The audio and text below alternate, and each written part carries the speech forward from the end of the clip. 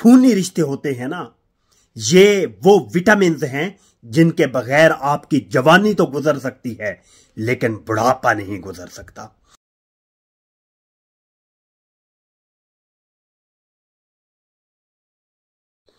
बिस्मिल्लाहिर्रहमानिर्रहीम।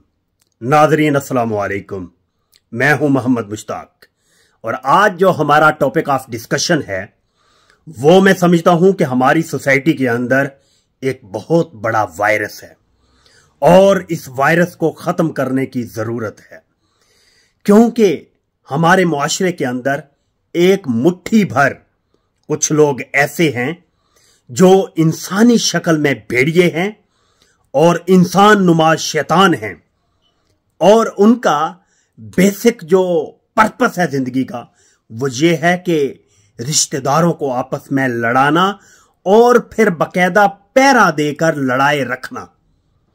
क्यों कि वो फिर पहरा देते हैं लड़ा देने के बाद कि कहीं ऐसा ना हो जाए कि ये लोग सुलह कर लें, एक दूसरे के करीब आ जाएं।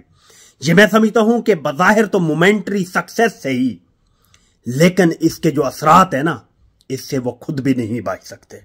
क्यों कि इन्हीं लोगों के बारे में अल्लाह रब्बुल इज्जत कुरान पाक में सूरह बकरा आयत नंबर 205 में अरशाद फरमाते हैं कि जो लोग जमीन में फसाद बर्पा करते हैं उन पर अल्लाह की लानत है। अब इससे बड़ी कोई लानत है कि अल्लाह खुद उनके ऊपर लानत फरमा रहे हैं। और नबी सल्लल्लाहु अलैहि वसल्लम अरशाद फरमाते हैं कि फितना डालने वाला जन्नत की खुशबू भी नहीं पा सकता। क्यों कि ये जो खूनी रिश्ते होते हैं ना, ये वो विटामिन्स हैं जिनके बगैर आपकी जवानी तो गुजर सकती है लेकिन बुढ़ापा नहीं गुजर सकता।